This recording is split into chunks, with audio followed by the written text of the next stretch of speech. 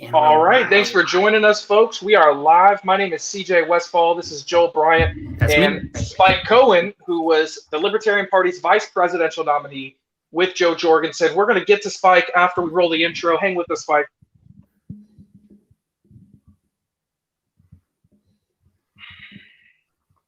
Ooh. Hang tight, guys.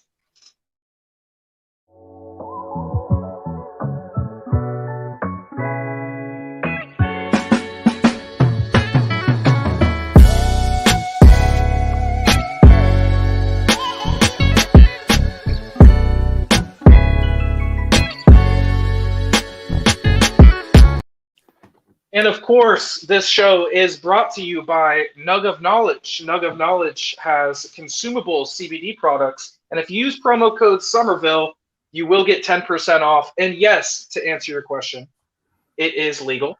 And if you use promo code Somerville at nugofknowledge.com, you'll get 10% off their products. They have consumable CBD products that are legal in South Carolina. And a lot of folks that I've been hearing from say that, it helps with joint pain, helps with nausea. And they also have a compassionate use program for folks that are veterans or other groups that might need help with costs. So, I mean, it literally starts at like $8 to be able to try something like that. Go ahead and give it a try, nugofknowledge.com. Look how beautiful these products are. Come on, you want to give them a try. But Mr. Spike Cohen, thank you so much for joining, man. This is a long time coming. Absolutely. CJ and Joel, thank you so much for having me on, man. Yeah, thanks for coming. So in case you don't know who Spike is, he had a huge year last year, traveled around the country. Here he is with the Boog Boys and Black Lives Matter. He's well known. He really doesn't need an introduction, but for our audience, I wanted to at least let people know about Spike. Spike, I really wanted to know, traveling to Alaska, it's literally frigid, but it looked like a paradise the way that you're making it out to be. Right. What was Alaska like, and are we going to lose you to Alaska? Are you going to move to Alaska one day? So I don't see myself moving to Alaska, at least not full time. I may end up starting to summer there or something like that if I can, or at least going there. I'm probably going to visit there at least once a year now, especially during the summer. The interesting thing is that, so I'm going to Alaska for this thing called Gold Rush, which was it was actually a nationwide event, but it was being live streamed from Alaska, from Wasilla, Alaska. I was the headliner there, and we spoke to libertarian candidates across the country that were running for office, and to talk about, it was a day-long event, and all these different experts talked throughout the day about all the different aspects of running your campaign, how you should handle the media, the compliance stuff that you need to do with the government. I mean, literally every aspect. And I ended on sort of how to build a culture of winning within your campaign and within your local affiliate and within, just yourself and your community to be able to win races. And so I'm up there. They asked me to come. We booked it back in January. And I've sort of been looking forward to it the whole time, but I've also sort of been dreading it the whole time because I am very much a low country South Carolina boy. I have lived in Myrtle Beach since I was 6. I am a summer boy. I like the warm weather. During the winter here, I try to go south of here, and we're booked for April. And the whole time I'm looking at the weather in Alaska, and it's 0 and 6, and 12 and 4, and I'm like, I'm not built for this. And the week that I'm there, they're like, oh, it's going to be in the 30s and 40s, and it's going to be in the teens, 20s at night. And I'm like, all right, well, I've experienced that before. It's not pleasant, but I think I'll survive this. But I'm still not happy. Still not happy. So we get on the plane, and we're you got to fly to Charlotte because nothing flies directly from Myrtle Beach. And you fly to Charlotte, and then we got to fly to Seattle, and it's getting progressively colder at even just in the airports. And I'm like, I don't like this. And we get in the plane, and we're flying. It's like a 3-hour flight from Seattle to Anchorage. And the whole time in the plane's nice because it's having climate control, and I'm sitting in there, and I'm just like, what is it going to be like when I get out? What is it going to be like? And I'm psyching myself out at this point. And my wife is sitting next to me, and she's like, you're doing that thing. I'm like, no, I know. And so when we land, I'm like, this is going to be terrible. It's going to be terrible. It's going to be terrible. It's going to be terrible. We get out of the airport and we're in the lower parking deck. And I'm like, all right, well, it's cold, but it's not as cold as I thought it would be. And then we get out in the sun and I'm like, oh, wow, it's kind of warm. So what no one told me was when you're that close to the Arctic, when the sun's out, it's really out. And it doesn't matter what the temperature is. When the sun's out, you're warm. And yeah, it was a very interesting dynamic to the point where, like, if a cloud went over, now you were cold. But if the sun was out, like, oh, I'm warm again. So it was really weird to like be out and it's still snowy out and, still, occasional snow dropping and stuff like that at night. But then when the sun's out, you're kind of hot. So it was actually very pleasant and it's also like ridiculously picturesque. I've never been somewhere where I live in Myrtle Beach and it's very beautiful here and you got the wet. There are plenty of places where you're there and you're like, well, this isn't postcard worthy at all. But there's not a part of Alaska or at least the part I've been at, that even if you're just in front of like a freaking Fred Meyer, which is like their Kroger, behind it is this, pastoral mountain scene and these glacial mountains and stuff like that. And it's just, and that's everywhere. Everywhere you turn, there's some like incredible wilderness or, beautiful lake or river or stream or inlet or with a mountain behind that and glaciers behind that. And it's like, okay, yeah, no, I get it. I get why people come up here. It's weird. The other thing is that because, especially as you get closer to the summer, the sun's out most of the day. So it was like the sun came up around 3:30 or 4 a.m. and went down around like 10:30. And it's also 4 hours. Yeah. And it's also 4 hours off from Eastern time. So I didn't know what the hell time it was at any time. Like I had to set alarms because I still had other stuff I was live streaming into, but all that stuff was like on Eastern and Central and Mountain and stuff. And so I was completely lost the whole time I was up there. I had to set alarms, keeping track of when things happen because there was is it 1 PM? Is it 8:30 at night? Like you really don't know.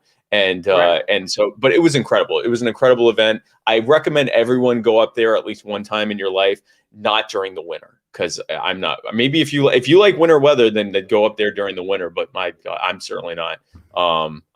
Next time I go back, it'll be on. If it's not this summer, it'll be next summer. Right on. Hey, and they seem to have a pretty solid Libertarian Party. I did see one of the most key moments though. There was a hill that I think you found yourself on, and I mean this was no joke. The hill that this guy was on. When I tell you this guy was on one of the largest hills I've ever seen. He literally was stuck. They almost had to air rescue him. Can you tell me a little bit about that? It was a solid 6.5 feet high and a good like 30-degree grade. Okay. This was not a joke. And, heck no. And I went up it like a champ.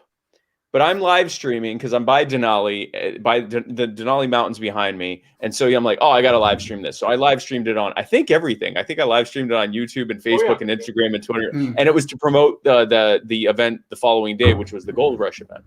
And so I'm doing the whole thing. And I'm like, I walk back and I'm walking down and I realize I'm looking at this hill and I'm like, I don't know how to walk downhill in the ice because it was icy and snowy. And I'm like, I'm not stupid. Yeah. I'm going to finish this live stream and then I'm going to navigate my way down this, like, as you put it, very, very almost insurmountable hill that I had to, we almost had to get me helicoptered. But so I was like, I'm going to just take care of this hill after this live stream ends. So I ended the live stream. And yes, I fell. And it wasn't really, honestly, it wasn't even fell. It was as I'm walking, I'm like, I'm already slipping. And I'm like, you know what? I'm not doing this. So I just kind of got down and slid like a child. And I mean, when I say like a child, like, when a child goes down a slide and it's only like about 3 feet and they're like, yay, and it's like they're going this slow down it. That was me. That was me going down the hill. And when I got to the bottom, I said, I told you I would get down at the bottom of this hill myself. And the couple that took us there, the Cokers, they had their little 4-year-old girl, Phoebe, with us. And she said, you did it. And I was like, yeah, I did it. And so she was the only one that was proud of me. The adults were not proud of me. Oh my God, man. They just have lost their sense of youth. Yes. That's what it was. It was a sense of youth that I had. Also, I have I have very, very little experience with ice and snow. And most of it was as a child visiting like loved ones up in Vermont and New England during the winter, which I hated. And so, when the snow and ice was, and I'm like, I'm definitely going to fall down this thing. So instead of fall, I chose to basically drop and slide down like a man. Like a man should. Like how a man would. Yeah. I'm from originally Florida. Go ahead, Joe. No, I said take it like a man. Just slide on down. Well, I grew up like Spike. I'm originally from Florida, and for whatever reason, I thought it would be a good idea to go to Chicago for I had a cross country, a lot of options, and I went to Chicago, moved downtown, and had all kinds of political experiences. But running in the under zero temperatures and then having like the black ice thing. If you're from Florida and you don't know what black ice is, it's like you're setting yourself up for failure. Oh yeah, you're setting yourself up for failure.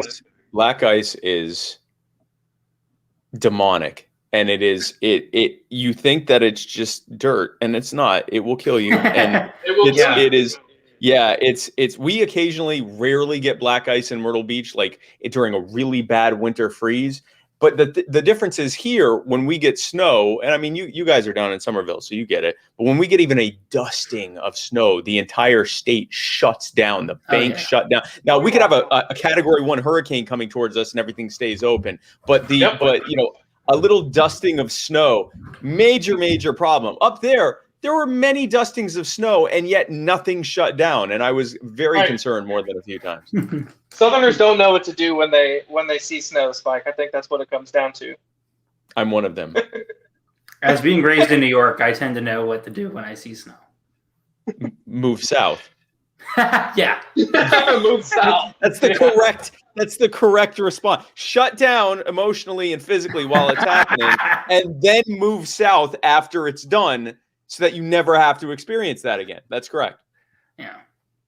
Well, Spike, I mean, I know you have come through a lot of hard work over the last year, and it's almost been like probably a life-changing experience, being on the Libertarian ticket, and I followed a lot of the live streams last year. Can you talk to me a little bit about your tour last year and what that was like for you personally, and then also how you guys leaned on local media to get the message out when the corporate media was nowhere to be found when it came to your campaign? So that was actually the incredible part about it. We actually got a lot of media. It was just local and regional media, which helped the down ballot candidates, obviously a lot more than us, but that was the intention. When you are running, and yes, the first part of your question was, was this life-changing? Yeah, it is incredible. There is nothing like going around the country, and we're the only candidates who did this last year because of the politics of COVID. Donald Trump went to a handful of states. Joe Biden went to, I think, 6 states. We went to 48 states.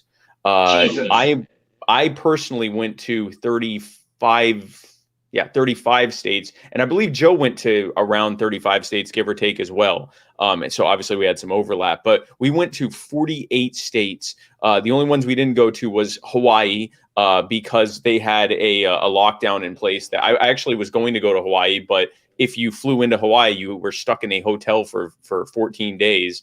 And then you could be there. And then you had to get a negative test before they let you leave or something. I mean, it was a whole thing. Like I'd have to be there for 3 weeks. That was impossible. In an average 3-week span, I was in 25 different states. So there was no way to do that.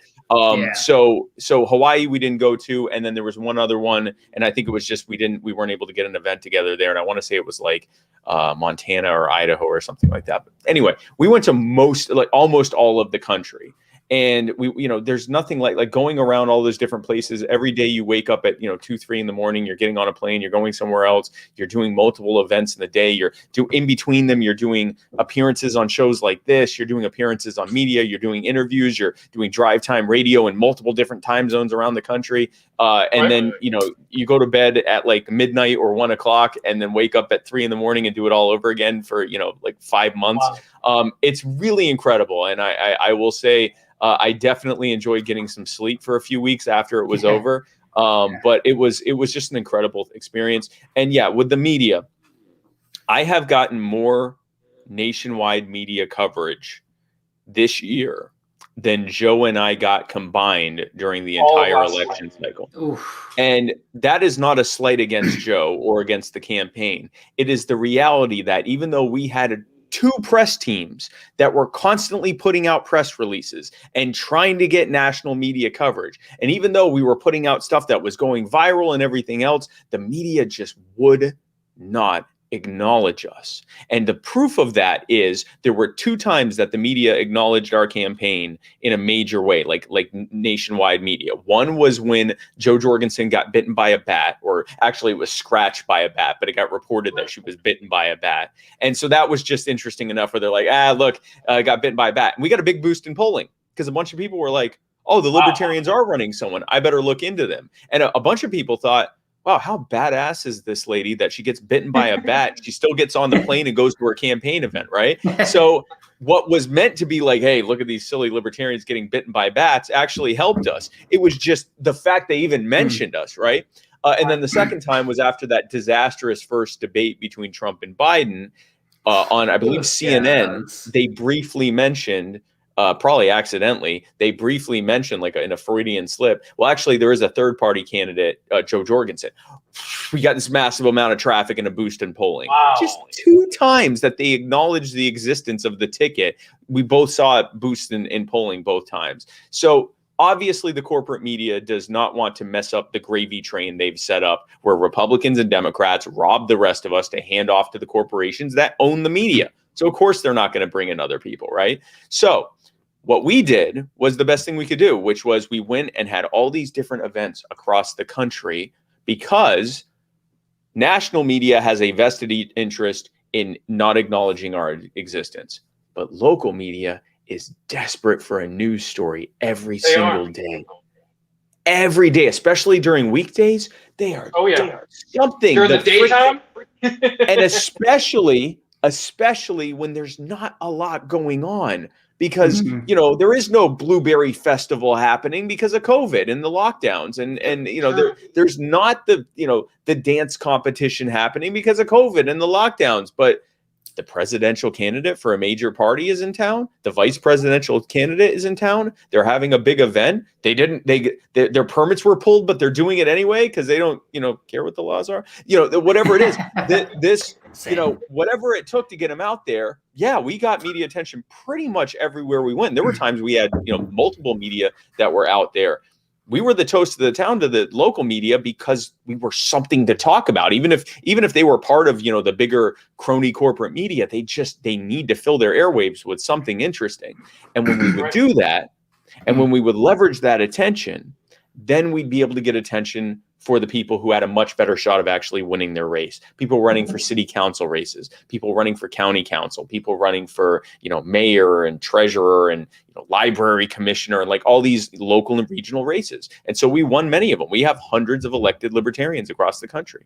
And that is that's a testament. It was also a testament to their campaigns and the hard work they did. It's certainly Joe and I didn't do all of that. And I wouldn't even say we did most of that, but we certainly helped with it. And we helped get the message out there. There are many people that have joined the Libertarian Party. I'm seeing them at the conventions now. So I was just in Wisconsin this last weekend. I just got back a couple of days ago, and over half the people at their convention were new members, and almost half of them had joined in the last month.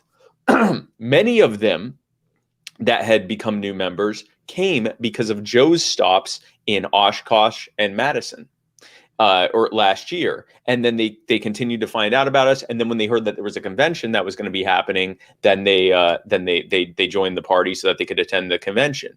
That is a more than doubling of the party membership in just that one state as a result of 2 campaign stops there, and the continuing social media presence and everything that's been happening as a result of that. That's how we grow the party at the grassroots level. That's why we want to do events. You know, we're talking about doing an event in your neck of the woods, hopefully very soon, sometime either later this month or we'll see. But can I pitch you an idea? So here's my idea. So I've gotten a lot of ideas. Here we go. I've been trying to ask the Charleston LP folks, and they've given me some wonderful ideas. And I know you did the Gold Rush thing, and I saw what happened in Wisconsin and how the other place that fundraises. What are your thoughts on like a meme coin NFT, and everybody that comes and signs up to the event gets like a Spunk Conan meme coin NFT. I think that'd be great, and all proceeds go to the SCLP. I think it'd be awesome. I'm fine with it. Listen, as long as I don't have to understand what an NFT is, then Yeah, I don't know I'm what perfectly that fine. is. I know that it is a That makes two of us. non-fungible. Let me tell you the full extent of what I understand about non-fungible tokens. I know that they cannot. Gotta get be into funged. fungible. They cannot get funged. It is impossible to funge these things. Their value comes in the fact that if you try to funge it, it cannot happen. Not funging. And That's the only thing I know about it. You could make a token, I understand, that can be funged. The very moment you funge this thing, it loses all value. Okay? Its value is in its lack of fungibility. And so that is what an NFT is. I don't know what an NFT is, but if you can make a thing on the internet that raises money for SCLP, and it's based on a meme about me that I still don't. That's another. I don't understand Spunk Conan either. Where did that come from? I do not know. I don't know. And that's another thing. I remember I posted something and people started making these tag. I saw that people tagging these tag groups. Spunk Conan would not approve of this. And then I saw another one that said Spunk Conan would in fact approve of this. And then I saw another one that said, I need clarification as to whether or not Spunk Conan would approve. And I saw another one that said, no one could possibly know whether or not Spunk Conan. I'm like, what the hell is this? So I don't know. But it's a thing. Got some raving fans, man. No doubt. It is a thing, and they're not fungible. And so I figured, if those memes also not fungible. You can't funge those memes. You can't. Many have tried to funge those memes. Can't funge them. Not funging. That's what I'm saying. So the memery and the artistry in the memery can get its due. Its due look. Now, here's one thing. I mean, I watch your show a lot. I watch Muddy Waters, and so one thing I always am like, I always wish I could just know what Spike thinks about South Carolina state politics. And the one thing that you do on the show that cracks me up every time, just as a fan, before we get into it, is just McMaster. So we'll get to McMaster, but before we have to talk about Joe Cunningham, and he announced today to run against McMaster.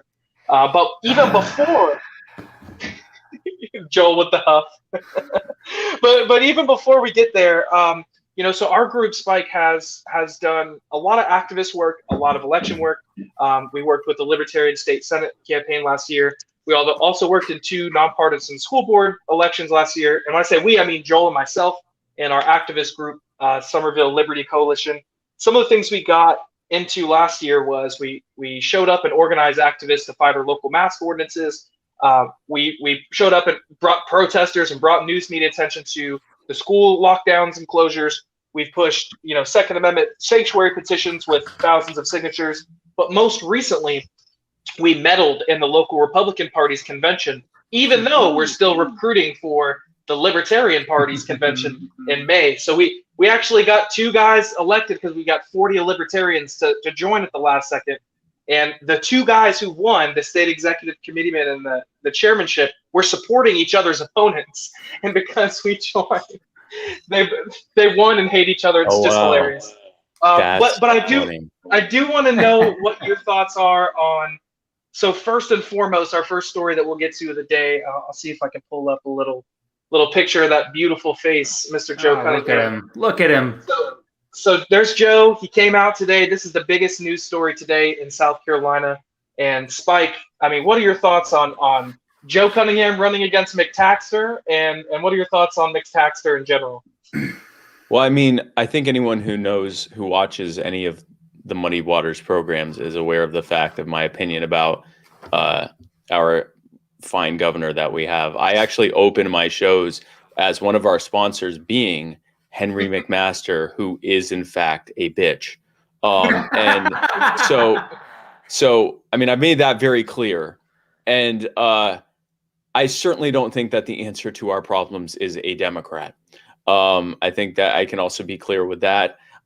Joe Cunningham, the interesting thing about South Carolina politics is that because we are such a solid red state, you've got a bunch of Democrats who kind of play to the center, even though they're pretty hardcore progressives. And then you've got Republicans who sort of play to the right, but then they're really just a bunch of mealy-mouthed centrists, and it's a weird, and they're all just a bunch of authoritarians. Like, people, you would think that in such a freaking deep red, crimson red, one of the highest returns for Donald Trump, and that's not an anomaly. Like, just in general, the Republican Party just trounces the Democratic Party at every single level. We have one in our entire congressional delegation. We have one Democrat, and it's because they gerrymandered all the majority minority districts into this one weirdly shaped, so that the Republicans never have to talk to a black person to get elected, ever have to worry about a single, getting even 1% of the black vote. And so, 1994. What's that? 1994 when they did that. Yeah, 94. And God, what's his name? Sorry about that. So you're saying, to help you pick up, they gerrymandered all the black folks into one district, so they never have to appeal. Yeah, to but I'm trying to remember the name of the congressman that they have in there. He's been in there forever, Clyburn, James Clyburn. So James Clyburn's been in there since '94 and will remain there as long as he's alive. And hopefully, more than likely, right before he dies, he'll say, "Vote for that guy," and then that'll be the Democrat in there. Short of that, everyone in there is a safe Republican. You would think that we, have a pretty robust right to keep and bear arms, since the Republican Party is the party of the NRA, right? No, not so much. They're fighting open carry because the police groups, the police lobbies don't like it, which is odd, because I was told that the police are protecting our constitutional rights. But anyway, you would think that we'd be a really low tax state, right? No, not so much. We're actually in the highest 20. We're actually in the upper 50 percentile for states in terms of our overall tax burden. Our property taxes for homeowners is low, but pretty much all of our other taxes are higher than the national average for a state. You would think that we would have a relatively low regulatory burden for small businesses. No, among the highest, especially, and one of the highest in the Southeast. Very, very low, of course, for the big major crony corporations that came in and got massive, what they call tax refunds, which are actually subsidies that the rest of us paid for. You'd think that we would have very, very low deficits because we're, fiscal conservative. No, we actually have very high deficits. So I'm not sure, if we're voting for limited government that, spends within its means and respects our rights, then clearly the Republicans are not the party to vote for. And I don't have to tell you that clearly the Democrats are not the party to vote for any of those things either. And they're certainly not a party to vote for if you want to have any kind of positive changes that Democrats talk about, like ending the war on drugs, when they can't even agree that they want to legalize marijuana, or criminal justice reform, when they just picked the architect of every bad police policy to come out of DC in the last 50 years and his running mate, who is one of the most brutal prosecutors alive.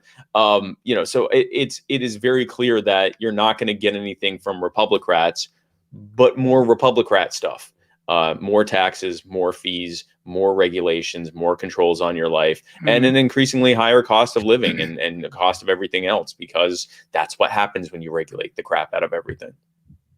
I mean, good answer. Can we go to the beautiful police? Answer.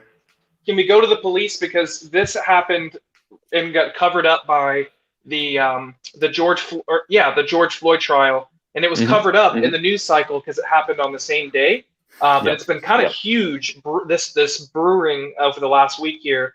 Just to kind of give you the cliff notes, this was the picture from Charleston last week, and these peaceful Black Lives Matter protesters came out, and they applied for a permit multiple times, and they were denied their permits. And this group and their leader have no arrest records, nothing in their criminal background check history that would make them flagged to not get approved for a permit.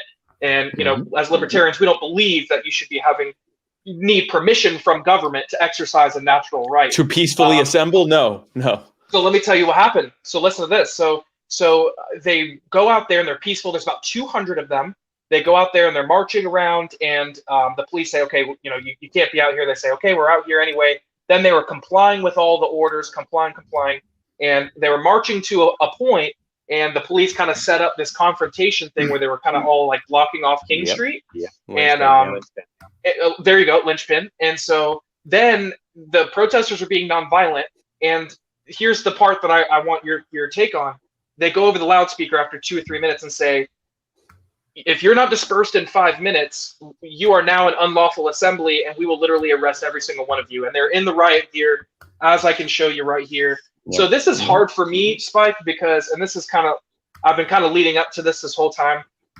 You know. Did we lose him? You were leading up to it, and then we lost you. I think you're back. I'm good now? Yeah. So the point I'm getting to is what are your thoughts on, real quick, the unlawful assembly thing. And then secondly, 3 days later, this is the kicker. 3 days later, the Black Lives Matter activists did a press conference, and after meeting with the police department to tell them about their concerns, immediately following the press conference, SWAT teams came and stopped the 2 Black Lives Matter organizers, and they threw them in jail, made them pay $1,400 in bond for unlawful assembly 3 days after the unlawful assembly had happened, and after they actually had met with the police chief to talk about what had happened. So, because they went to a press conference, that means you have to lock them in a cage for committing a nonviolent crime. So what are your thoughts on the linchpins? Obviously, you were going somewhere there. And then what are your thoughts on having permits to be able to peaceably assemble? And then lastly, a 3-part question, conservatives that talk about that they're for limited. Say to those conservatives who say, comply or die, they should have got a permit, they should have listened to the government. What do you say to those conservatives?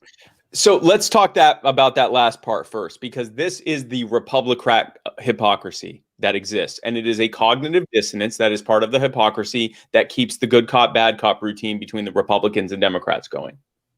Republican politicians and pundits talk often correctly about the fact that an out of control government is an infringement on our lives and rights and property.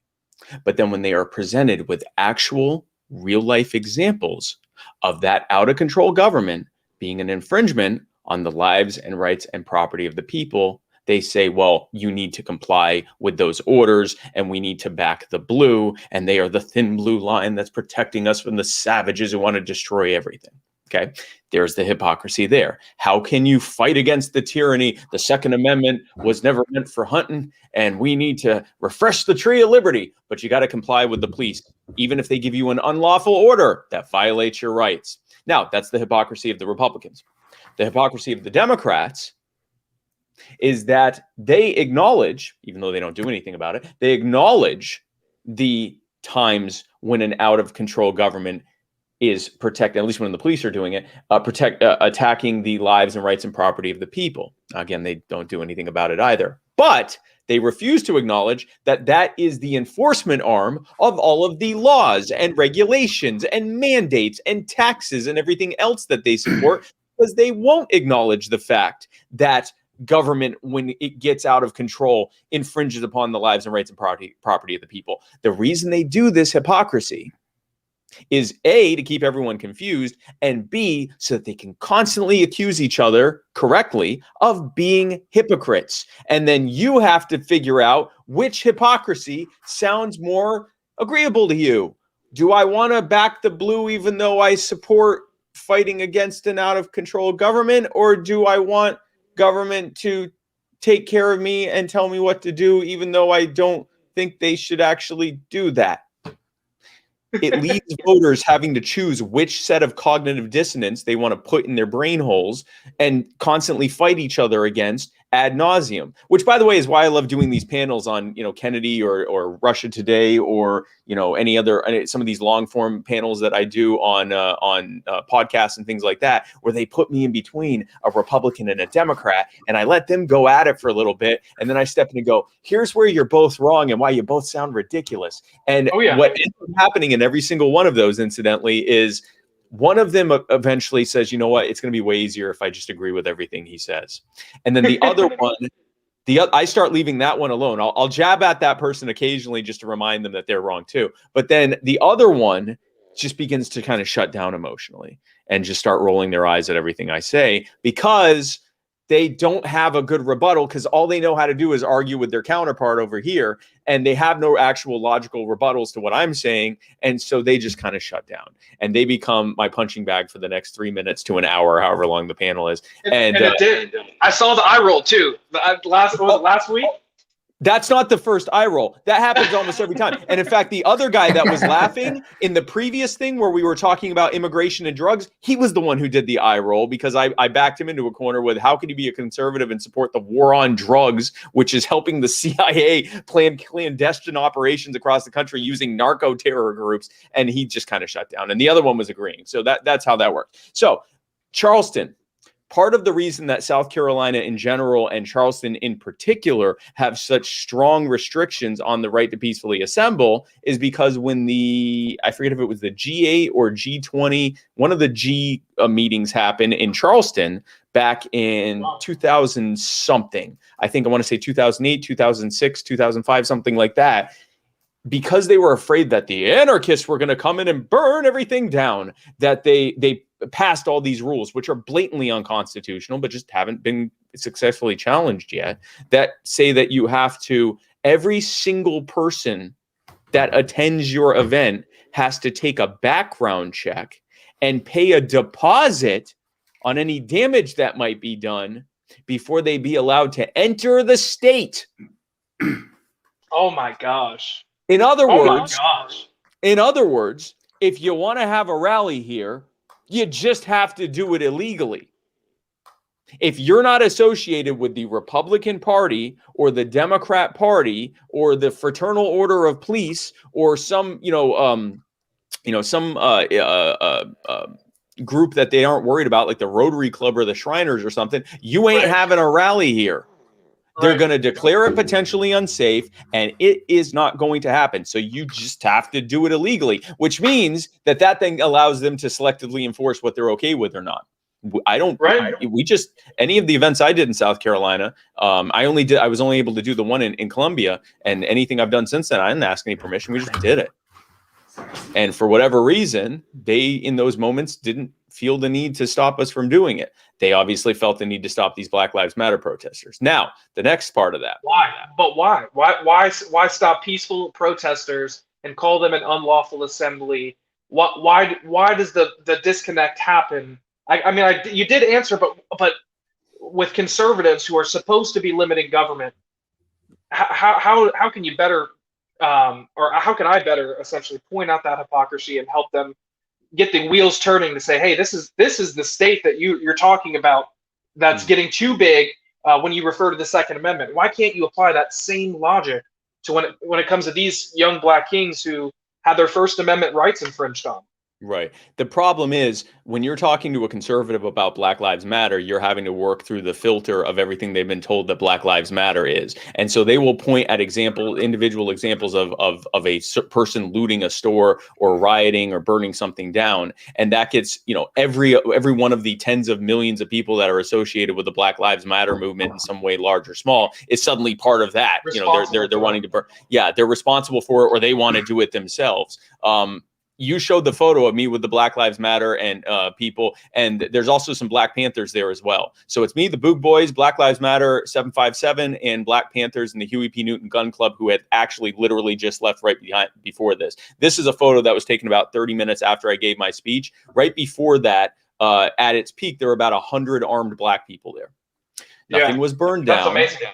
Nothing was burned down. Nothing was set on fire. Nothing was robbed or pillaged or looted or whatever. And I mean, they had the numbers to do pretty much whatever they wanted. And the police were very, very, very, very far away, even though we were in the center of government. That building behind us is the Capitol building. You can't see the building there, but that fence there, the building that fence is protecting is the Capitol building. And the building behind the person taking the photo where I had just spoken was the Supreme Court. We're in the center of the capital of state government in Richmond, in Virginia.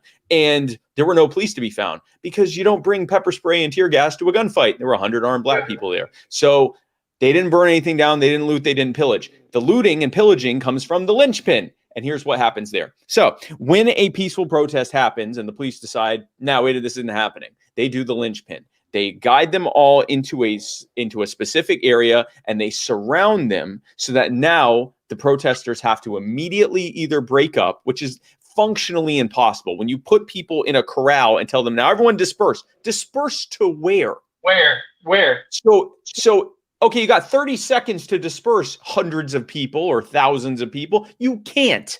So what ends up happening is here comes the tear gas, here comes the mass arrest, here comes all the bad stuff happening. And so if it's any kind of a sizable group, they immediately start getting tear gassed and pepper spray and everything else. That often breaks into riots because people that came to peacefully protest police brutality are now being brutalized by the police.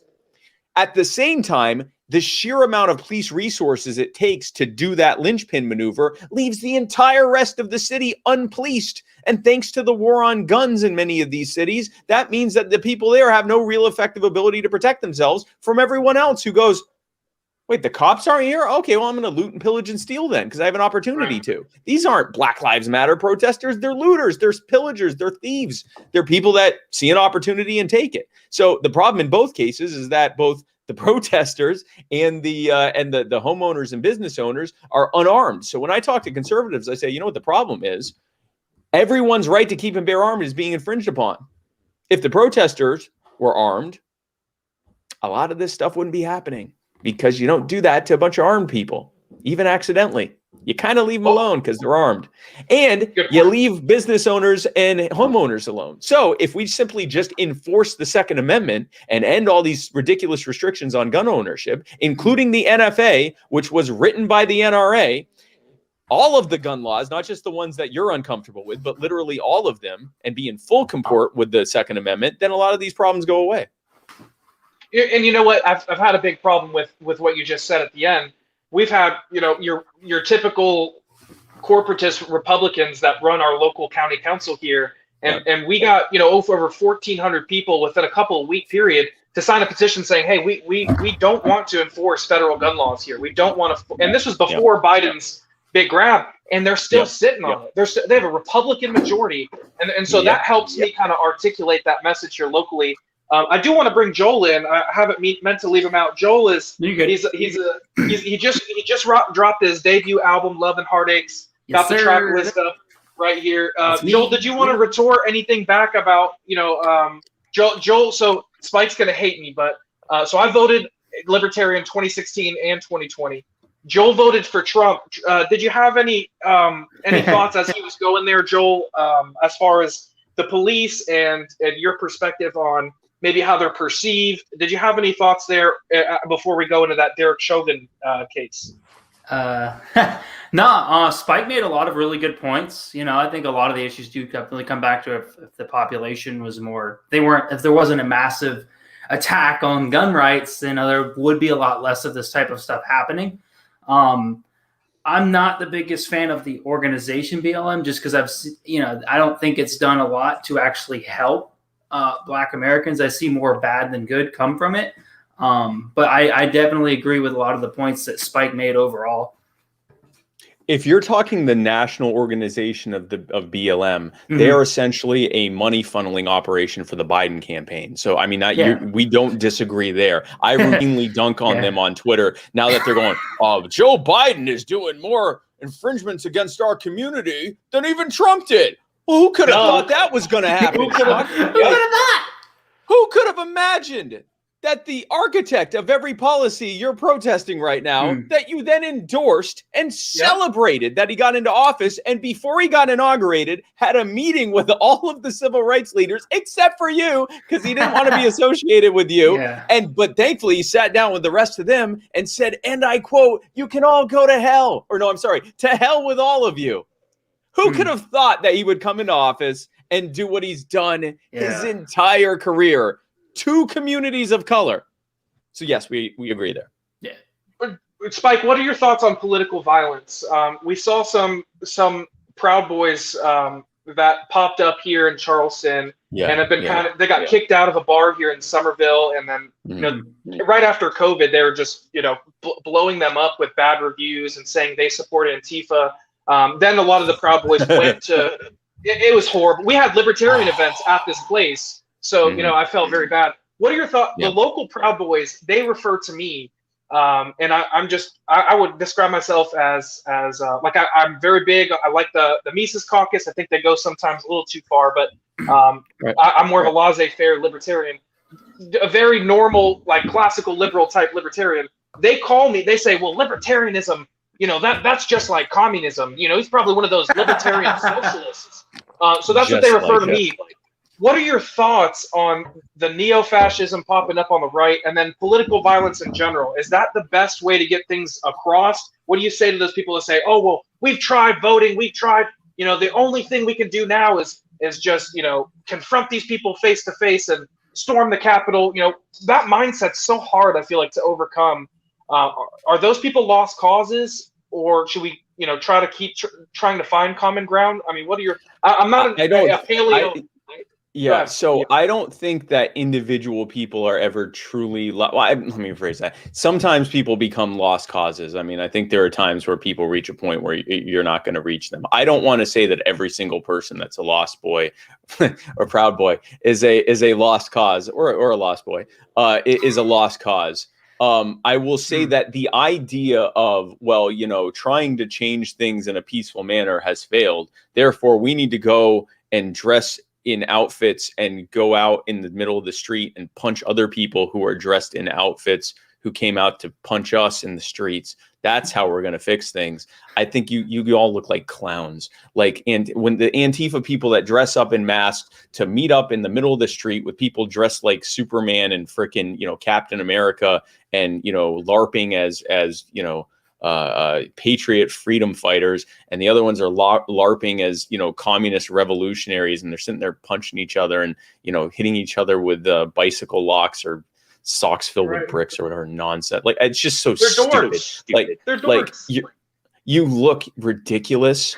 You're beating each other up. There's nothing being accomplished here. And the very second that the police are sick of it, they come in and break you all up and make you look like fools. And then I watch the Proud Boys have to vacillate, start hitting the cops with their thin blue line flags. The whole thing is just so dumb. And I hope if you're listening to this or watching this and you're associated with either of these groups, go watch one of these fist fight videos, and don't watch it after the filter of one of your favored media people trying to pretend, podcasters or YouTubers trying to pretend it was some valiant thing. Go watch it just raw, unedited footage from News to Share, Ford Fisher's group. And just look at it, and just for a moment, pretend you aren't associated with that group and that you're just a normal human being trying to go through life, and just watch it through the eyes of that person and look at what a bunch of idiots they look like. And especially when the police show up and just break them up and it's over. It's literally a giant reactionary temper tantrum. In the past, and I'm certainly not advocating for this, but I'm saying in the past, and especially in Europe and other places, the fascists and the communists would kill each other and then take places of power. You guys are going out in the middle of the street and just fist fighting each other and, spraying each other with bear spray and stuff. It's just so dumb. And no, don't go and start killing each other, because that's even dumber. But it's you're accomplishing nothing but looking like a fool. And if you think that voting's not the answer, then go find some free market solution to help your fellow human being. Go find some mutual aid or charity group to help, or go feed the homeless, or you want to go do something illegal? Go feed the homeless illegally. We're actually, now that COVID's reopening stuff and people aren't scared to, look at each other anymore, we're going to be, organizing some stuff. We were actually planning on doing that, but we just lost the momentum. It wasn't even because of lockdowns. It was just people were I'm scared of feeding someone and then they die of COVID because I, had it and didn't know it or something. It's okay, fine. I get it. So now that that's kind of calming down, we're going to go back to our plan to illegally feed the homeless across the country. We're going to go places where it's illegal to feed them. So if you feel like doing something illegal out in the middle of the street, come join us. We'll go feed some homeless people. And you might even get arrested if you want to. You might even get arrested for fun, right? If you feel like getting arrested to show everyone how angry you are at the world, then hey, do it feeding some homeless people instead of punching some freaking college kid in the face. Yeah. No, man, well said. Great. And there's a lot of those groups down here in Somerville. A couple of guys I want to get you connected with, Lewis Smith and Shaquem Marquette. They had Maj come down a couple months ago and do his. I know you recently did an event with him. In Colombia, yeah.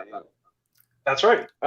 And so he came down and did something. But basically, these two gentlemen, they used to be big Black Panther voices, and then I started talking to them about charter schools, and now they'll both call themselves independents or libertarians. And so they do mutual aid, and they today actually in Somerville there was over 2,500 people fed by a food line that goes through, and Lewis and his volunteers will go out there. I was actually out there last week with him feeding people with the Democratic Party. So it's like we're a pretty tight knit town where the Libertarians and the Democrats can work together when that's what it's all about. You know what I'm saying? It's all about, man. And so that's really what I believe in. I believe that if there's an issue, like for example, Tulsi was one of the topics I wanted to bring up today, and she talked about how we're all God's children. What are your thoughts on the people who focus on the divisive cultural issues? This was kind of my main question for you the whole interview. Yeah. The people who focus on the clickbait, cultural bullshit, rather than what we're talking about right now, like going and making a positive impact in your community, getting involved with the stakeholders of your community, being visible out there with your libertarian tribe in favor of charity. Why is there people out there that still want to be divisive? Whether you're Christian or not, we are all God's children. What is the appeal to these grifters these days? And you are with them on a much higher level. And some of them, like, I even think maybe Tim Pool, I don't want to get you in trouble, but I even think, he's even a little bit of a grifter. But what are your thoughts on hey, this? Don't come at my man Tim Pool. And this, by the way, I just want to say this is not about any individual person. It's about and no one is all black or white on this, right? Like there's no one who is a 100% like I'm just here for clickbait, and there's no one who's 100%. Well, maybe there's some 100% clean people or whatever. The reality is that if you want to get lots of hits, and especially if you're trying to make money doing this, but if you want to get lots of hits and lots of attention, you have to try to drive controversy. And the easiest way to do that is to play the race card. And when I say play the race card, I'm not just talking about on the pro black issue side. I mean on the anti side too. Some of this Western culture, Western civilization, that's race baiting. Okay. And they'll say, it's not race baiting. I'm talking about traditional Western culture. Oh, you're talking about Olympic events that include like male on male sex? That's part of your traditional Greco-Roman culture that you're pursuing? Or, massive bathhouse LGBT orgies that were happening in the Roman era? Or, is that part of what you're talking about when you're talking about is that, and they're like, well, no, not that. Okay. What does Western culture mean? I mean, when you drill down, they're basically saying stuff white people did in the 17th, 18th, 19th, and early 20th century. That's what they mean by Western culture. It's race baiting. Like, call it whatever you want. It's race baiting. And it's an easy way to get clicks.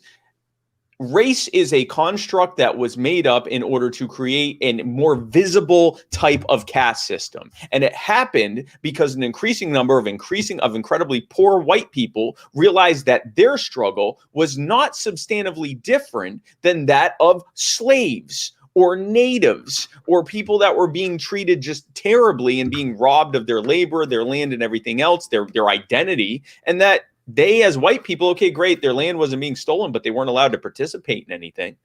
Their labor wasn't being stolen, but they were completely priced out of being able to do anything, buy anything, own anything, sell anything, work for anything. They were pretty much they just had to die or live in the woods. And they realized, the people that were in charge realized that the one common thing that they had with these people is that they look similar because of their heritage. So they kind of created this whole, and it started with biblical themes. Well, these darker people, they have the mark of Cain on them. And it is their lot in life to have to suffer under our good white ways, where we have to civilize them by teaching them how to work, because by doing that, we're bringing them up to as close to being white as is humanly possible for these lesser people. And you, as a white man, are also part of this superior whiteness. It's all garbage. It's all bullshit. And the reality is now that you can look at it in the statistics. People of color and poor people of all colors, but especially people of color, are being disproportionately arrested for drug offenses, even though they're no more or less likely to be a drug user or drug seller. They are wildly disproportionately being arrested for gun crime, something progressives don't like to talk about, even though they're actually less likely to own a firearm than a wealthier person or a whiter person. Progressives hate talking about that one. You want to get a liberal mad when talking about guns? Ask them why they support laws that 8-to-1 in both arrests and sentencing numbers and the length of time that they serve. 8-to-1 are being disproportionately enforced against poor people of color.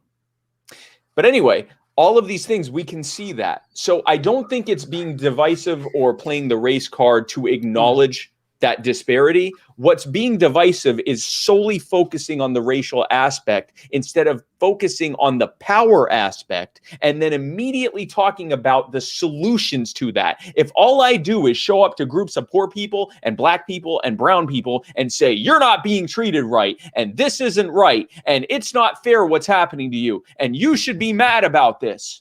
If that's all I'm doing, then all I'm doing is getting them pissed off and angry with nothing actionable to do about it. And so then when you hear that some of them end up burning their communities, which, by the way, it's not their communities. They don't own any of it. They know that. They know they don't. This isn't their community. They just live in it. But when they end up burning stuff down, it's because they're not being given anything actionable. They're just being told everything sucks. So if you don't explain why it sucks, how it sucks, and how we can unsuck it so that we can actually have something better. Explain how these policies and these regulations and these laws and these mandates and all of this enforcement that's happening and bad actors in government not being held accountable, not just qualified immunity for police officers, but absolute immunity for politicians and prosecutors and government employees and judges, and sovereign immunity for governments, that it's because of unaccountability and way over centralization of power into the hands of too much power being given to too few people who have too much ability to use it against you. And then explain how we can get out of it by undoing those policies and by taking all of that money and power and freedom that's been robbed of them over the course of decades and centuries and put it back in their hands where it always damn well belonged, then they're not going to get anywhere. But when you do that instead, then you can actually get somewhere. Yes, it is good for them to be upset. It's good for all of us to be upset about this, but give people something actionable to do. I even say that within the Libertarian Party. If you say that the Fed sucks and the wars suck and the IRS sucks and gun control sucks and we got to get rid of it, and then you don't give them some kind of freaking actionable plan to work on to actually get there, all they're going to do is be angry and argue with each other all day long. Surprise, surprise. That's what libertarians do half the time. Become cynical. I say the same thing with this. They become cynical, they become jaded, they become black-pilled, and now they're just sick of everything. And eventually they just become misanthropic. They don't like people, but they certainly don't like people of other races, because that's their fault that this is happening. And that's on both sides. You've got black people that are just blaming white people writ large for their problems, and then you have white people that are increasingly blaming black people for their problems writ large, instead of everyone recognizing that it's all the problem of a very small handful of incredibly powerful and incredibly cynical people who rob you of your ability to do anything about it and hand off everything they're stealing from you to the cronies who put them in office, and then keep you fighting each other on every single battlefront that they can put on: race, class, religion, geography, red, blue, all this nonsense, when the reality is you're all on the same side. You're the victims. And so when we give those solutions to that, we can actually begin to fix it. And so I would be happy to work with the folks that you're talking about in Charleston. I would be happy to work with Democrats who are happy to work with libertarians to get people fed. Because at the end of the day, there are people right now that if they don't get fed, they're going to die. What a great thing to get started on and finding a common ground. Right. Absolutely, man. Well said. Well said. And also we're kind of getting towards the end of the hour. Keep in mind, a lot of these Black Lives Matter activists, I reached out to them and asked if they wanted to do an open carry protest like they did in Greenville recently. They had the Black Panthers up in Greenville. They had a bunch of ARs out there, and they're all very safe. No crimes were committed, no looting. So just keep that in mind. We had talked about that spike coming down to Somerville May 28th. To do an event that we're going to announce shortly. We've got two venues that we're going back and forth between. But just keep in mind, we could do something like that Saturday, that May 29th Saturday, if you're interested. I would be happy to. I think it would be a national headline, honestly. Like, I think it would be a show of unity, just like that picture, we showed before. Also, I've gotten all the Boogaloo groups in South Carolina kind of in on this idea. So I really wanted to ask you about that today. Can I ask you one more, just kind of inside Sure. baseball? Yeah.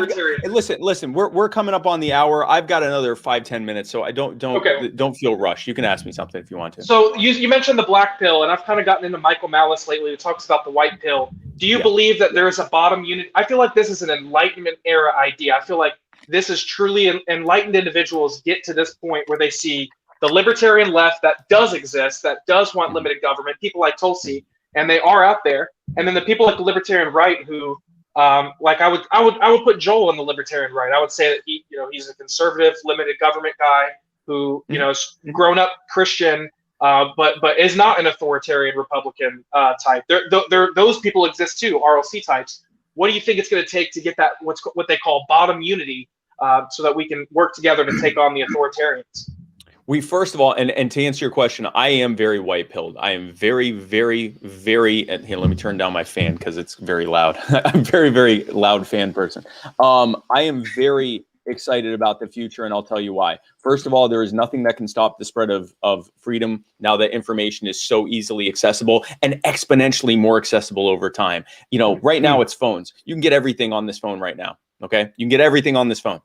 Soon it's going to be something even smaller. You might end up being something in your glasses. I mean, eventually maybe something that's, implanted or a patch on your skin or something. I mean, we're just it's more and more information happening faster and faster, more easily and cheaper, which means that barrier of people being able to do it is going lower and lower. Right now, we have almost complete saturation for full high-speed internet access for almost everyone in the country. There's a few pockets that things like Earthlink and satellite internet will finally end that under saturation there.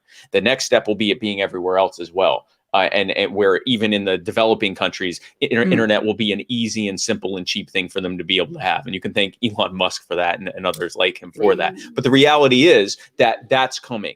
And when people can have access to information that easily, then you end up having a situation where the government really cannot stop you from finding out. People in power cannot stop you. They can do everything they can to try to control it. But at the end of the day, everything they set up can have a workaround. Every single, like the firewall in China, people find workarounds to it all the time. If people want to find things out, they'll be able to find things out. I'm also increasingly optimistic because the blockchain is about to make government obsolete. The things that, if you think about what Bitcoin was 11 years ago when it was, or almost 12 years ago now when it first came out as a white paper, people looked at it and went, yeah, I mean, I guess so, but now it's worth what, 50 something thousand. It crashed to 50,000 and it's already going back up. Right? Buy those dips. You have the major banks that are talking about, its real value is somewhere between $250,000 and $1 million, and it's probably going to reach that and then stabilize. Okay, that's in 12 years. We're just now seeing the beginning of things like blockchain mutual aid that will eventually make things like welfare obsolete and unnecessary. You're seeing things like blockchain resolution, dispute resolution and arbitration that will eventually make the courts obsolete. You're seeing 3D manufacturing that is making gun control obsolete and all of the other restrictions they have on things obsolete. You are seeing a growing tide of public opinion that is saying, I don't think the government should be able to tell me what I put in my body. And in fact, actually, I think it's actually not working very well. My body, my choice is becoming everything, right? So all of these things are happening at the same time. It will continue to look like things are getting worse, and some things will continue to get worse until one day you go, oh, it's all falling apart, isn't it? That's how things happen. It looks like it's getting worse. It looks like it's getting worse. It looks like it's getting worse. And all of a sudden, wait a second, everything's falling apart. No one's paying taxes anymore. No one's participating in this anymore. So I do believe that we are one generation away from eventually just technology making government obsolete, because government's still the same hackneyed bad idea that they came up with in Babylon 6,000 years ago, 7,000, 8, 10,000, whatever it is. And it'll just increasingly be an increasingly bad idea as technology increases. Now, how can we get right libertarians, left libertarians, centrist libertarians, constitutionalists, minarchists, anarchists like me, wishy-washy kind of, I don't know, but I don't really like Republicans and Democrats, political orphans together. Number one, stop fighting each other like Republicans and Democrats. We are so when you leave a cult, it's estimated that it takes as long as 20 years from your deprogramming for you to truly be deprogrammed. And so you hear this from people that leave cults, or even join really strong like religious organizations and stuff like that, not just cults. And even after they recognize that it was a cult and a sham and whatever, or that they don't agree with that religion anymore or whatever, they'll still have problems with certain things that their religion said was bad, or they'll feel guilty about it, or they'll still argue about stuff that their cult or religion said was bad. By the way, I'm not saying religion's a cult. I'm just saying strong belief systems have a thing where when you leave them, even once you recognize or believe that it's wrong or bad, you still continue kind of harboring that stuff because you've often had it your whole life. Now imagine if you and your parents and your grandparents and their grandparents have been told for generation after generation after generation that it's either Republican or Democrat. You're either a conservative or a liberal. You're either red or you're blue, and you have to argue on the terms that they set forth in their corporate media. So now you're a libertarian, but you're still arguing with another libertarian over whether Donald Trump or Joe Biden or AOC or Ted Cruz were right about something. It's going to take us letting that go. They're all a bunch of phonies. Ted Cruz is there to keep constitutionalists thinking there's a hope for the Republican Party. It's controlled opposition. It's controlled warrior struggle politics. Ted Cruz folds every time it's time to fold. Rand Paul folds every time it's time to fold. AOC folds every time it's time to fold. All of them fold when it's time to fold. They are there just to keep you excited and to say stuff you mostly agree with, to make you hope there's some hope there. So when they argue with each other, it's the same good cop, bad cop routine that Donald Trump and Joe Biden are doing, or frickin' Mitt Romney and Nancy Pelosi. Does anyone here think that Mitt Romney and Nancy Pelosi don't agree on everything? They agree on the minimum wage. They agree on everything. They agree on everything. Newt Gingrich, who is the freaking, I'm old in this crowd, okay? I'm a millennial, but I'm like the first millennial. I'm a millennial with male pattern baldness. I'm like a 38-year-old millennial. I'm like the oldest. I'm the original millennial. I'm like, the missing link millennial, right? So I'm old enough to remember when Newt Gingrich was the hero of the conservative movement, the contract with America. He's going to take the country back from Bill Clinton, who they now miss the days of, by the way. I remember him being on Nancy Pelosi's couch to warn us about why we needed to pass what their version of the Green New Deal with a tax and cap, or whatever it was called, cap and spend, to fight climate change. They're all in on it together. So stop arguing the way they argue. If we want to end the cult of the omnipotent state, we need to recognize that we need to stop arguing the same way that its courtroom jesters do, because then we look like clowns. At least they're getting paid for it. If you're not getting paid to be a clown for their court, then stop doing it. Look for your common ground with someone who calls themselves a libertarian. Mises, radical, left libertarian, right libertarian, libertarian curious, constitutionalist, whatever. Find out what you agree on. The thing that I've gone to all these conventions for, the first thing I say, I'd start this little rah-rah. I do these little invocations, I call them, right before they start arguing with each other over bylaws and platform and elections and all this stuff, right? Important stuff that they should argue and talk about, because we're not a yes man group, and you have to discern this stuff. You have to hash it out. But right before it, I go, who here wants to end the Fed? Who here wants to end the IRS? Who here wants to end the wars? Who here didn't clap for that stuff? Okay, so you have no enemies here.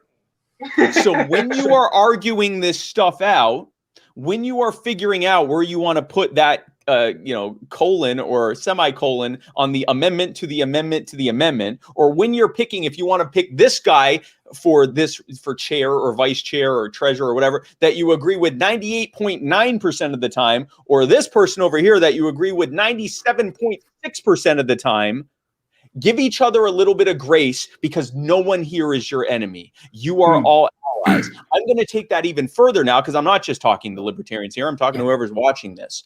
Your common man that you're out there with right now is not your enemy.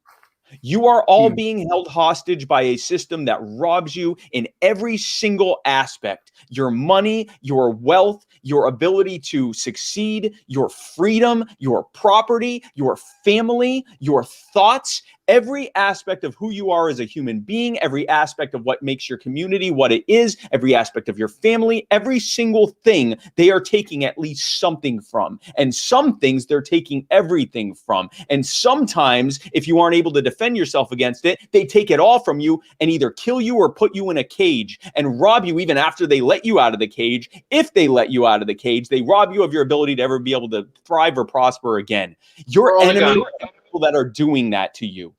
The people who disagree with you on the minimum wage are not the people who are your enemy. The people that disagree with you about whether you should protest police brutality because we need to hold bad people accountable in government, or whether you stand for the flag and kneel for the cross or whatever it is because you think that we need to keep bad government in check. In other words, you agree with each other on the basic terms. Those are not your enemies. Your enemies are the people who are robbing you. Black Lives Matter is not robbing you. Your MAGA people on the side of the road waving American flags are not robbing you. You may fully disagree with them on which Republican you like or hate the most, but the reality is you are all victims to some degree of this system. And the sooner we get together and recognize that, the sooner we can stop being conned. Because the only way a con artist can con you is if you continue to allow it. To stop being conned, to kick these clowns out of office, and to take everything they took from us and put it back in our hands where it always damn well belongs. So let's get started with that. Big facts. I love it. I love it. I do have a few questions for you, actually. I know CJ's taking up all my time for questions. Freaking CJ. But no, CJ. One thing, the big conversation is the big tech argument. And my thing is, how do we handle that without being authoritarian? Because as you see, Facebook, all of them, right now they're censoring entire sides of the political aisle. I mean, I think PragerU this morning just had their whole account banned. Steven Crowder got kicked off of YouTube for following their policy. So what's the best way to handle that type of situation without being authoritarian and saying, well, you're going to be utterly shocked by my answer. But the problem here is government. So we have to look at what's happened here. This did not happen in a vacuum. Facebook did not one day wake up and say, you know what, I think I'm going to start censoring everything. YouTube did not wake up one day and say, I'm going to start censoring everything. We actually got a little glimpse of this a couple times in the last year. One example was right before the Capitol Hill protest, or actually just either right before or right after the Capitol Hill protest. Facebook, which had been doing a lot of political censoring, Mark Zuckerberg gave a couple interviews where he said, you know what, I think that we probably need to rethink what we're doing here with censoring political content. I don't think we should be censoring political content. Here came all the corporate media hit pieces. Here came the threats of congressional investigations. Here came all the threats of regulatory actions. Oh. What do you mean you're going to let the white supremacist neo-Nazis say whatever they want? He wasn't saying he was going to let stormtroopers onto his site. He was saying we need to probably be backing off a little bit and letting people talk more. Then the Capitol Hill protests happened. Or this happened right after I honestly don't remember. It was either right before the Capitol Hill protest or right after. But it happened all around the same time. And so all of a sudden, here came all these media pieces. The main source of all of the content that was happening and all the coordination was happening on Facebook and Facebook Messenger. Well, of course it was. Facebook owns social media. They're like 70% or 80% of the social media market is Facebook. Of course, most of it happened there. How is that even a headline? But those headlines came out because Mark Zuckerberg said, maybe we ought to let people say stuff, right? Not hate crimes or threatening to murder people or anything, but, give uncontroversial opinions, right? So all of a sudden, Mark Zuckerberg said, well, actually, I think we just need less political content. I don't think people want to talk about politics. And now here came this next round of things. That happened because of government. Similar thing with the GameStop thing, right? So, Robinhood didn't just do that. They didn't just start not allowing the Wall Street bets people from betting. They got threats from New York regulators. They got threats of investigations from Liz Warren and other people. Then all of a sudden they went, okay, all right, well, yeah, I guess not. Now, we had another example of that last year. We had a company that wasn't even based in the US, and their terms and conditions were really, really loose. It was called TikTok. TikTok. Okay? Or as the federal government called it, the Chinese Communist Party's spy organization that if you even join it, you're a traitor to this country. Do you know what proof they presented? Me neither. They presented nothing. They just said it was. And they presented zero proof. And because it was coming from the Trump administration, here came Fox News, and here came OAN, and here came our standard bearers for liberty in Newsmax and everyone else, doggedly following the government neocon propaganda that the TikTok was spying on us, and they had no proof of it. In fact, we had plenty of circumstantial evidence that it wasn't happening. They were the preferred platform of the Hong Kong protesters, and the Hong Kong protesters were among some of the most tech savvy out there. If they had thought for even a second that that TikTok was being a spy organization for the Chi-Coms, they would have never used it. But so there's one powerful piece of evidence. Here's another powerful piece of evidence. The servers that they use, because they are a Chinese-based company and they're required by law, their Chinese social media server has to be based in China and monitored by the Chinese government. They had a completely separate set of servers for literally every other country on earth, which was based in Singapore, which is where most of Facebook servers are, and Microsoft servers are, and Google servers are. Everyone has servers there. They are no more or less open to spying by any government, including our own and the Chi-Coms, than anyone else is. But that was enough for the federal government to say, we're going to ban TikTok unless they get bought by an American company. What would that change? Same dictatorship, same servers, same policies, same everything, but just get bought out by big tech. So they get bought out by Oracle. Suddenly their terms and service look like every other one of the major big tech platforms. Suddenly they're getting just as censored as everyone else. And now all of a sudden TikTok isn't the Chi-Coms anymore. It's all coming from government. When you get rid of the government threats of force, when you get rid of the restrictions and regulations that make it increasingly difficult for emerging companies to come up and challenge the existing status quo of companies like Facebook did, like YouTube did, like Google did, like Amazon did, when you get rid of that stuff, now we have an actual free market. If you think that having government decide what is or is not allowed on social media explicitly without any kind of middleman is the way to fix this, I've got news for you guys. Look at every time governments decided whether or not something's allowed to be said. Look at what they're doing even now with what little controls they have. The answer is always less government. And there is no Laffer curve on that. There is all the way to the bottom. The answer is always less government. Great answer. Wow, I learned a lot there. Yeah. Well, guys, this week, if you'd like to catch Spike, he's going to be on Kennedy's show Wednesday on Fox Business at 8 p.m. Eastern, right after Grandpa Biden's speech to Congress. I guess he's giving a speech. I don't know what it's about, but he's going to be unpacking what happened on his show Muddy Waters right after he's on Fox Business. So actually, a slight correction there. So on Kennedy, we're going to be previewing what Biden's going to say.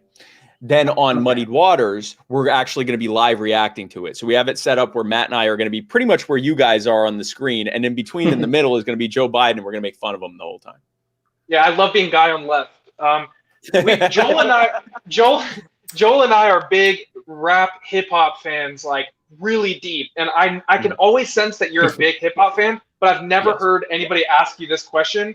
And so like top three, like hip hop, not R&B, but like hip hop, top three hip hop artists in order. I need like a three. I need like a top three Spike Cohen's favorite rappers. So number one is MF Doom. Number two, it gets hard after that. Just die. Three, I don't know. Man, I'm thinking Jadakiss. I'm thinking a new one is this Conway the Machine with Griselda. Man, I like Action Bronson. Can we call the entire Wu-Tang Clan one of them? Gosh, man, that's Do you hard. think there's any libertarians in rap? I mean, they talk about guns. there's a guy called High Res. He's relatively new. And he seems pretty libertarian. We're actually following each other on Twitter. Who else? Well, Eric July, Eric July and backwards, obviously. Big Boy actually voted for Gary Johnson. Did he? And Wow. yeah, and then the Johnson campaign wanted they didn't those weren't our optics. Anyway, yes, I know. Wow. So anyway, yeah, I like Killer Mike. You know, Killer Mike's pretty libertarian, actually. If you wanted to pick someone, he's pretty libertarian. He might be more like a left libertarian, but he's pretty libertarian. So top three, gosh, man. And then there's the pressure for me to pick the dead ones. Because you know, it's like, well, my top three are MF Doom, DMX, and Nipsey Hussle. Although I like all of them. I'm gonna have to do MF Doom, Jada Kiss, and I'm gonna regret doing this because it's like I'm gonna remember one that I'm not thinking of right now. MF Doom, Jada Kiss, and the Capadonna. I'll take it. Hey, my goal is to help Joe Bryant get in your top three by the end of this year. Okay. Yeah, oh, are you a rapper? Yeah, I'm an artist. Yeah, I'm on I'm everywhere. Spotify, Apple Music. I'm gonna have to listen to your album. Just dropped my debut album. I've got a few mixtapes out too, but right now I'm promoting the album. I have a mixtape too, but you'll never. We're gonna get to the bottom of where that mixtape is. Yeah, we will. You know what? When I come there, I will play a track for you. Okay, just so you know it's real. Ooh, yeah, no, it's all right. Like here, I'll show you. It's real. Like it's a real thing. Hey! It's on my phone. Like it's real, and it's actually uploaded on the internet, but you're never gonna find it. Nice. Private servers. Like, I mean, it's Wuhan. It's it's like a real. Is this gonna do the thing where it won't focus in? But it will. Yeah. I see a dog with a. Yeah, that's the album cover. Anyway, yes. Hold on. No, it's a real thing, and I actually I uploaded it. It starts with a joke track, and I uploaded that on Twitter, and everyone got angry at me. I did but hear it starts with track. Yeah, it does have a joke track at the beginning, but no, it's a legit, and it slaps. I mean, I made it. It's all like 90s and 2000s hip hop, and it's like it's 48 tracks or 43 tracks or something. It's like 3 hours long. Yeah, no, it's super long. And the problem is, keep in mind, I am the former vice presidential candidate of the third largest political party in the United States. And I am regarded by many as one of the top, if not the top, voices on the national stage for libertarians. Certainly one of the top. I don't want to say the top, but certainly one of the prominent voices for libertarianism. If I were to keep in mind what 90s and early 2000s rap and hip hop was like. If I were to drop a mixtape that has the N-word in it like 7,000 times and, you know, references to violence against women and rampant homophobia, and I mean, if I were to drop that in today's climate, I could potentially get the entire Libertarian Party canceled. And so it's like, and me going, that's okay, Tupac said it. Like it's really difficult. I can't come up with an artful way to release it. So what I do is I'll just like play tracks for people, play tracks for different people because it's remixed versions of songs from that time. Just to be clear, it's not me rapping. Real. Yeah, no, it is real. But it's like Tupac and Eminem and D12 and Nas and Jay-Z and some Wu-Tang and all the main rappers from the Cannabis. A lot of people don't remember Cannabis Clips. It's got some Buju Banton on it. Red Rat, like it's got some reggae too. I mean it's like it's a whole thing and it hits hard, but it's also like I'm not just some schmuck anymore. I'm like, enough of a big deal where I could crash a party with it. So I'm probably never going to release it, but I am playing tracks for people randomly just that they know it is real. But it is real. I listen to it on a regular basis. Well, I mean, you have a career in rap if it ever doesn't work out. I do not. I am not a rapper. I do have one more question. I know we got into music, but there's one more thing I was wondering about. But because as somebody who was actually involved in the 2020 election, was it discouraging at all to see some of the things going on with the election? All of the non-normal election practices like the drop boxes and the excessive mail-in ballots. Was that something that was kind of like, So, Some that was of the involved stuff in it. some of the stuff was overblown. Like the thing in Georgia, if you watch the entire video, they were made aware of what was happening. It was edited to and the fact that they didn't submit it in any of their court proceedings, that was not a real scandal. Like that was something contrived. If you watch the whole thing, they were informed. They started they were ones that had already been checked. They were bringing them back out. They were still waiting for the counters to come. They were just putting everything together, and there were cameras of showing all of it. So that was a thing. But anyway, the thing that bothered me was the number of laws that were being passed going against their state's constitution and against their state's chain of order of how things should happen.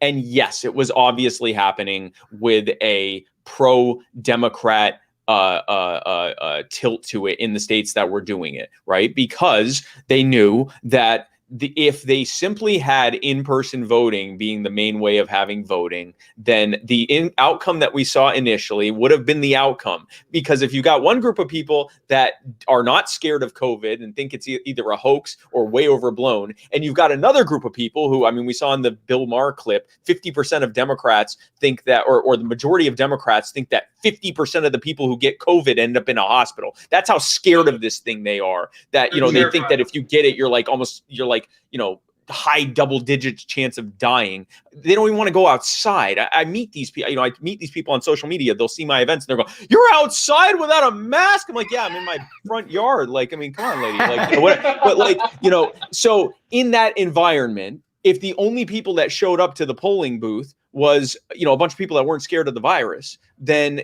or thought it was a fake, then, not only would Donald Trump won the thing, Jo Jorgensen might have come in second. So, this is, so of course they did it because they wanted to help Joe Biden with it. And the reality is this is no different than Republicans and Democrats gerrymandering districts to help them. So, I mean, there's nothing, yes, it bothers me that Republicrats use their power to influence who wins the election. In fact, as a member of a non-Republican party, I know very acutely what it's like to have Republicans work together to fight tooth and nail to make sure you can't even be on the ballot in the first damn place. It is a total mess. And by the way, it's completely unconstitutional. There's nothing in the Constitution that says that the government can set any kind of criteria for anyone that's running for office. It is an extension of the First Amendment right to peacefully assemble, to say, I am running for this office, period. The old ballots used to not even have anyone's name on it. You had to write down who you were voting for. And then for a matter of convenience, they started adding people's names. And then because it would be way too inconvenient to have all these names on it, we got to limit who's on it. No. Just give them a ballot. Say, who are you voting for president? Who are you voting for this? Or if you're using ranked choice voting, who's your first pick for this? Who's your first pick for that? And don't even bother having anyone listed. In that kind of an environment, everyone does a lot better except for the Republicrats. So, no, I'm not the least bit surprised. And I'm very upset about when Republicrats work together to try to make it increasingly difficult for anyone to actually try to break the status quo. Good answer, man. Well, thanks for being on, Spike. Do you want to say anything to the protesters in Charleston right now? This is happening as we speak. There's a huge group of protesters. It's still going on. I was going to pull up the live stream, but we're running out of time. Do you have anything to say to these moms that are organizing to make masks optional at their public indoctrination centers rather than mandatory right now? Do you have anything to say about these moms that are stepping up, that are apolitical? I say that I stand with anyone that's trying to end these ridiculous mandates. Fauci literally just came out and said that telling people to wear masks outside is probably stupid and doesn't even really matter anymore. And the CDC still officially says you should be wearing a mask outside. And even he's saying it's dumb. And I can tell you, as someone that just went to 35 states, over 100 campaign stops, came well within 6 feet of, I don't know, tens of thousands of people from across the country, and was regularly and am still being regular, not quite as regularly as last year because I'm not traveling that much, but still regularly being tested. I've never gotten COVID. Basic health and safety protocols like not getting in people's faces, not eating or drinking after strangers. You don't have to kiss everyone on the mouth that you meet and that kind of stuff. Basic health and safety stuff, you can stay safe. And if that means you want to wear a mask, then you should wear a mask. And if you don't think that you should wear a mask, then you don't have to wear a mask. And now other people who do wear masks may not want to associate with you, and that's their right, and that's their opinion. But the reality is that it should be optional. You know, I think if you own a small shop and you don't want people to come in without a mask, you should be able to do that. But you can't tell people that they can't participate in society unless they're wearing a mask, especially when, according to the CDC's own data, in their reference period, when they were comparing states that had mask mandates and states that didn't, there wasn't a remarkable difference in I knew there was a word for that. Remarkable difference in terms of hospitalizations or deaths by their own metrics. There was no major difference. So, you know, it should be optional. The government shouldn't be telling you that. And the next fight's going to be vaccine passports, which ironically will be introduced after COVID's already under control, which means that never had anything to do with COVID. They're just trying to create a new caste system.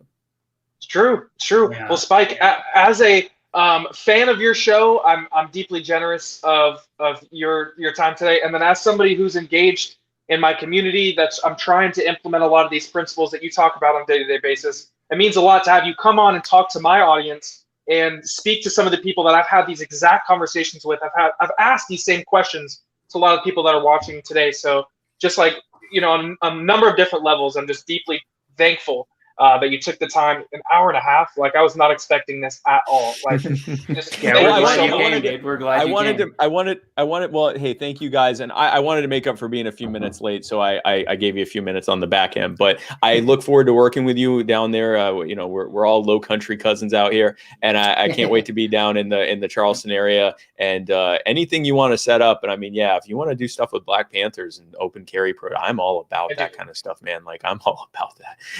And you know, as someone that's been working to normalize the boog for the past, you know, year plus, I'd be more than happy to work with our local boog as well. So we'll definitely be in touch, and hopefully we can make that work next month, man. I look forward to it. Joel, it was great meeting you too as well. It's good meeting you. You earned a fan today, sir. You earned a fan. Well, thank you, and you earned a listener, because I'm gonna Yes, check out your album. Heck yeah. Thank you so much, right. Spike. And folks, this has been the Weekly Grab. We're live Mondays and Fridays. We're going to try to bring you some awesome content and bring value to your lives on the state, local, and national level. Have a great rest of your day. And don't forget, folks, go to nugofknowledge.com and purchase legal smokable CBD products. Nug of Knowledge is not, of course, your average everyday supplier of CBD. They every bit of the proceeds or part of the proceeds of their sales go to help end the disastrous war on drugs. They also have a compassionate use program that helps veterans and people with disabilities to get the medicinal hemp products that they need. And many people who use Nug of Knowledge say that it helps with their joint pain and with inflammation, or even just a much needed pick me up, folks. And also, if you go to nugofknowledge.com today and use Somerville, checkout code Somerville, you get 10% off all of your products. They start at just $8, and they are 50 state legal, folks. And we also have a sponsor, Helix Sleep Mattress. No, I'm just kidding. Yeah, I don't know about them. Yeah. That was, hey, I started doing that. I started doing that because it just cracked me up watching you do that, man. And they've just been nothing but great at Nug of Knowledge. They are everything you say they are. They're fantastic. Thanks, guys. All right. Thank you, guys.